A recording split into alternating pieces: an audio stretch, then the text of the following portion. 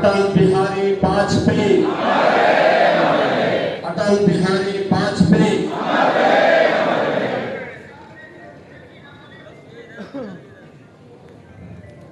भारत के पूर्व प्रधानमंत्री, भारत रत्न स्वर्गीय अटल बिहारी वाजपेयी जी की 8वीं पुण्यतिथि के अवसर पर आयोजित आज के इस साहित्य संध्या कार्यक्रम के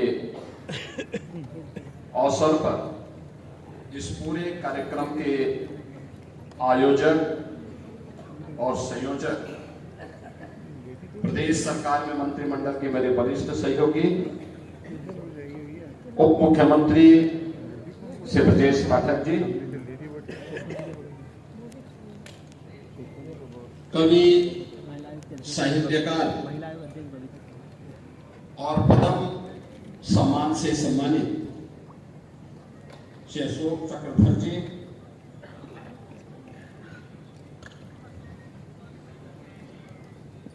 प्रदेश सरकार में मंत्रिमंडल के मेरे सहयोगीगण चौधरी भूपेंद्र सिंह जी,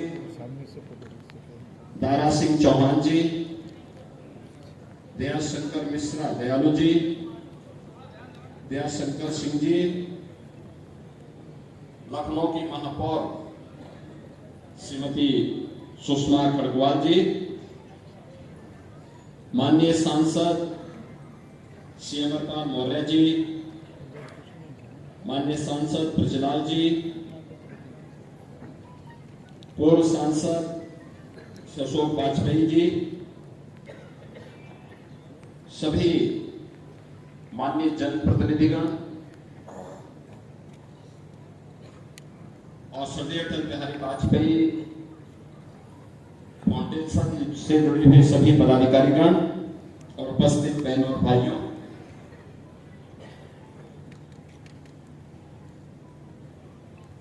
मैं सबसे पहले स्वर्गीय अटल जी की 8वीं पुण्यतिथि के अवसर पर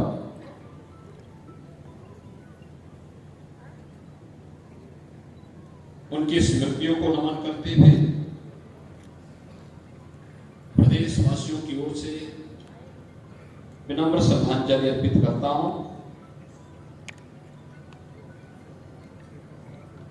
भारतीय राजनीति में 6 दशक से अधिक का कार्यकाल, एक लंबे समय तक जिनकी उपस्थिति भारतीय राजनीति में रही हो, निष्कलंक और एक निष्कपट राजनीति को स्वर्गीय अटल जी ने आगे बढ़ाया।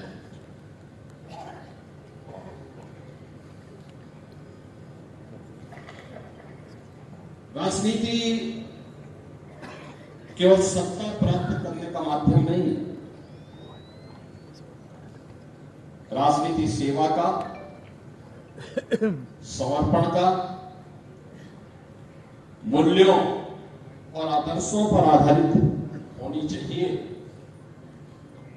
ये आग्रह स्वर्गीय अटल जी का रहा है। और यही कारण रहा है कि किसी भी दल के लोग रहे हों, किसी भी पक्ष के लोग रहे हों, उन्होंने सदैव स्वर्गीय अटल जी की मुक्त कंठ से प्रशंसा की है। और अटल जी का जो दूसरा पक्ष था वह था राष्ट्र प्रथम का भाव।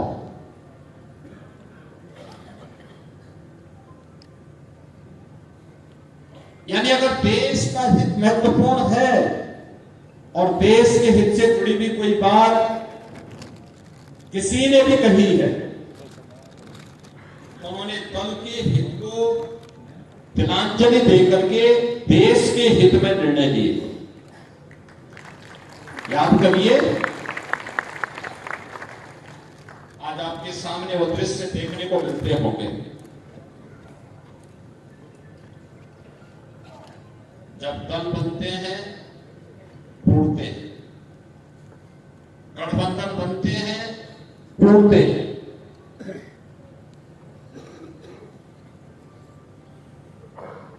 क्षणिक से स्वार्थ के लिए स्वयं का स्वार्थ सिद्धि नहीं हुआ तो वहां के ताने बाने को छिन्न भिन्न करने के लिए लोग उतारू हो जाते हैं। लेकिन सदैव अटल जी ने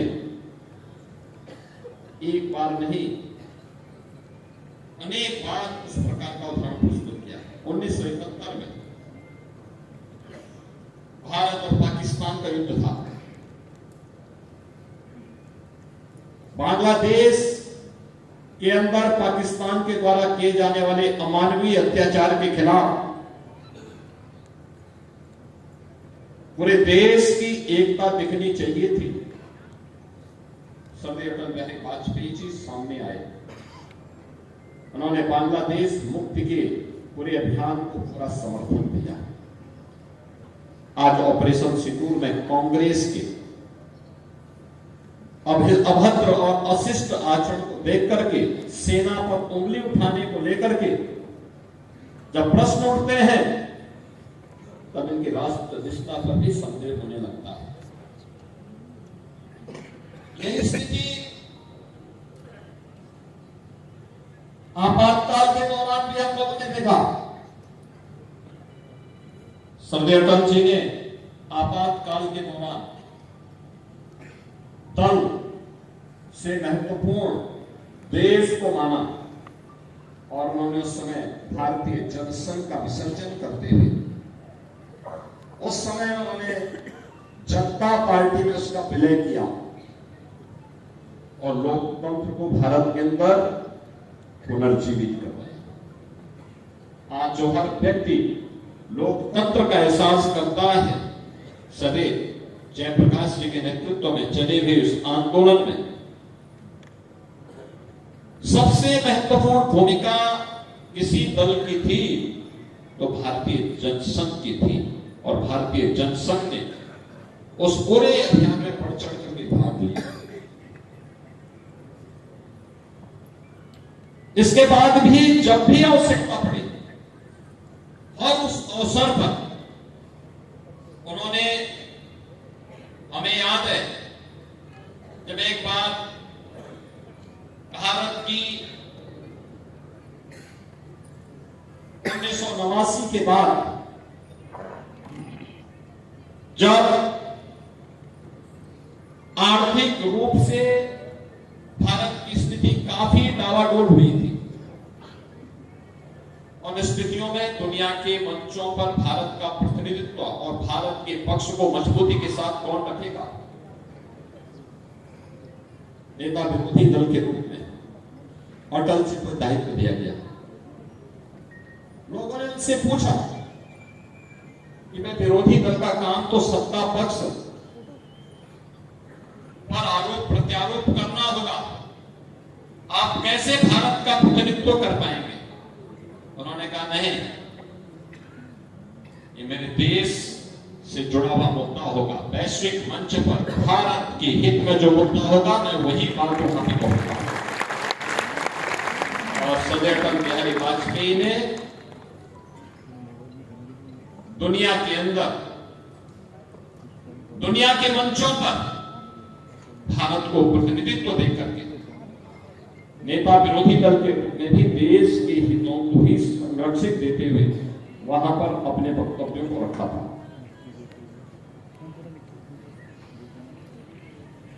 उन्नीस सौ 1990 का दशक भारत की राजनीति के लिए एक बहुत महत्वपूर्ण दशक रहा है। अस्थिरता का एक दौर चला था। राजनीतिक अस्थिरता लोकतंत्र के लिए सबसे खतरा होता है। सुशासन के मार्ग में सबसे बड़ी बाधा होती है।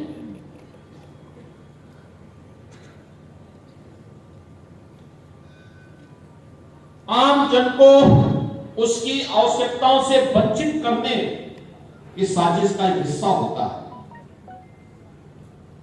आपने देखा होगा 89 के बाद 91, 96, फिर 98, फिर 99, लगातार चुनाव चुनाव चुनाव चुनाव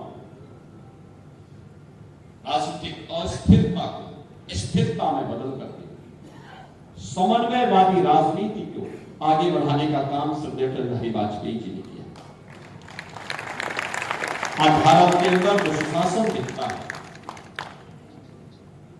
आदरणीय प्रधानमंत्री श्री नरेंद्र मोदी जी ने 25 दिसंबर की तिथि को श्रद्धेय अटल बिहारी वाजपेयी जी की जन्म तिथि को देश के अंदर सुशासन दिवस के रूप में इसीलिए आयोजित करवाया, क्योंकि राजनीतिक अस्थिरता से स्थिरता के दौर को लाना और सुशासन के लक्ष्यों को प्राप्त करना। 3 बार भारत के प्रधानमंत्री अटल जी थे, विदेश मंत्री के रूप में उन्होंने काम किया और एक निष्कलंक छवि के रूप में देश को उन्होंने अपना यशस्वी नेतृत्व दिया।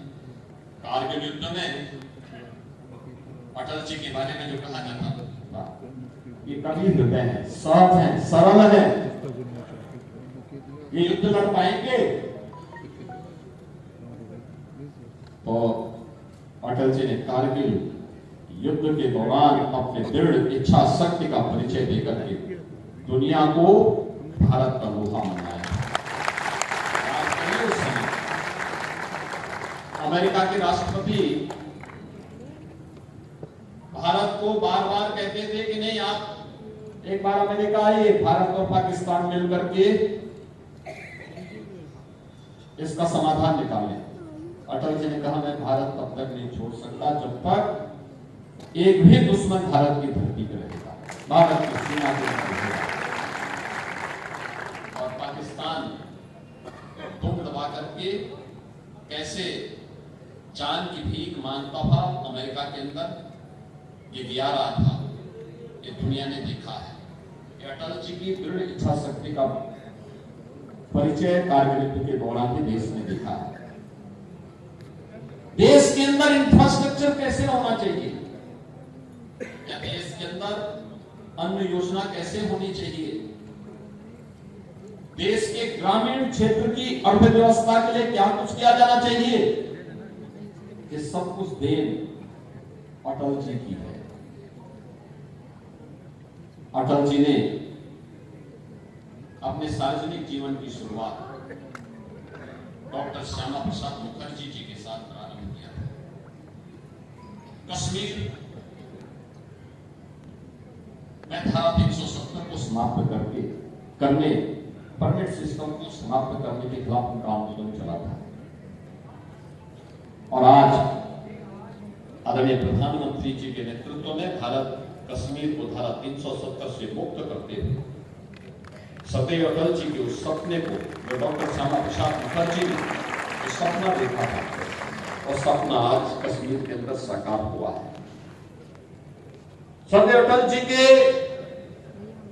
वे सभी विचार आज प्रासंगिक होते हुए दिखाई दे रहे हैं, जो उन्होंने अलग अलग समय में देश के लिए दिए हैं, समाज को एक नई प्रेरणा के रूप में गढ़े हैं, उसे आगे बढ़ने का काम किया है। आज के इस अवसर पर जब हम श्रद्धेय अटल जी की 8वीं पुण्यतिथि के अवसर पर यहाँ एकत्र हुए हैं, अटल जी की शताब्दी महोत्सव का वर्ष, और हमें प्रसन्नता है कि उन्हीं के आशीर्वाद से आदरणीय प्रधानमंत्री जी के मार्गदर्शन में उत्तर प्रदेश सरकार ने इसी लखनऊ में, जिस लखनऊ ने 5 बार उन्हें सांसद चुना, इसी लखनऊ में राष्ट्र प्रेरणा स्थल श्रद्धेय अटल जी की स्मृतियों का एक जीवंत स्मारक आज लखनऊ में बना हुआ है।